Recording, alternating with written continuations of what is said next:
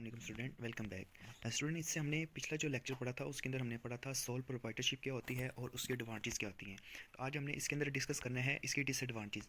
सबसे पहले हम देखते हैं कि जैसे हमने पिछले लेक्चर में पढ़ा था कि सोल प्रोप्राइटरशिप बिजनेस कौन से वाला बिजनेस होता है। इसके अंदर आपको पता है जिसके अंदर एक सिंगल पर्सन होता है जो अपने बिजनेस को मैनेज कर रहा होता है, उसके प्रॉफिट और उसके लॉस का वो अकेला ही जिम्मेदार होता है।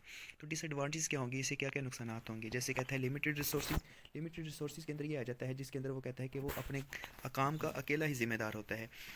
अपने जितना भी उसने फाइनेंस मैनेज करना होता है अपने काम के लिए, अपने बिज़नेस के लिए, वो अकेला ही उसको मैनेज करता है। जिसके लिए उसको क्या करना पड़ता है कि मुख्तलिफ जगहों से उसको लोन भी लेना पड़ता है, यानी अपने काम के लिए कर्ज़ा भी, अपने कारोबार के लिए कर्ज़ा भी लेना पड़ता है, जिसके लिए उसे काफ़ी ज़्यादा मुश्किलात का भी सामना करना पड़ता है। यानी अगर देखें ना, अगर एंड टाइम अगर वो अपनी ज़रूरत के मुताबिक चीज़ों को इस्तेमाल कर रहा है, जो कर्ज़ा लिया उसने वो चीज़ें सारी मैनेज की हैं, लेकिन उसके बाद अगर वो उसको वापस नहीं करेगा उसके लिए मुश्किलात आएंगी। तो फ़र्द वाहिद होने की हैसियत से वो क्या कर सकता है कि उसको ये टाइम टू टाइम ये चीज़ें फेस करना पड़ सकती हैं। नेक्स्ट आ जाता है लिमिटेड मैनेजरियल एबिलिटी। जैसे आपको पता है यहाँ पे लफ्ज़ मंजेरियल का मतलब ये होता है कि जो उसको मैनेज कर रहा है।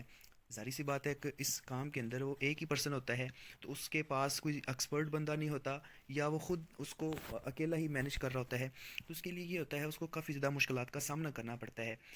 तो आपको पता है कि एक ही वक्त के अंदर वो अपने सारे कामों को खुद ही अकेला ही हैंडल कर रहा होता है, उसको देख रहा होता है।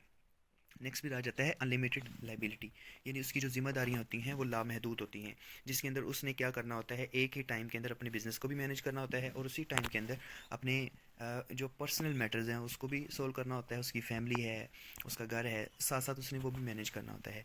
तो ये उसके लिए क्या होता है, ये एक बहुत बड़ा चैलेंज होता है।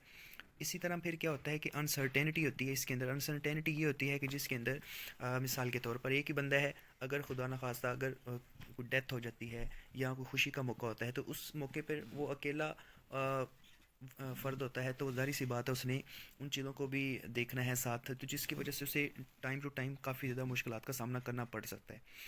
तो फिर आ जाता है इसके बाद लिमिटेड स्कोप, यानी इस बिज़नेस का जो स्कोप है वो आपको पता है लिमिटेड होता है। ठीक है, यानी इसके अंदर ये होता है कि जो फ़र्द वाहिद होता है वो अपने काम को अकेला ही मैनेज कर रहा होता है और उसे साथ साथ साइकोलॉजिकल प्रेशर भी मेंटेन कर रखना होता है। फिर ये होता है कि ये जो बिज़नेस होता है, जैसे नेक्स्ट हेडिंग है जिसके अंदर हम पढ़ रहे हैं कि नो लार्ज स्केल इकोनॉमीज़, यानी इस बिज़नेस के अंदर, इस काम के अंदर ये होता है कि बड़े लेवल पर इस काम को हम नहीं कर सकते। यानी जैसे कहता है कि small scale business can not economise in purchase, production and marketing, it can handle, यानी कि एक ही वक्त के अंदर वो सारी चीज़ों को हैंडल नहीं कर सकता। प्रोडक्शन है, मार्केटिंग है, और मार्केट के अंदर एक पूरा कंपटीशन है। तो उसके लिए क्या करना पड़ता है, फिर उसे अपने साथ कुछ लोगों को हायर करना पड़ता है।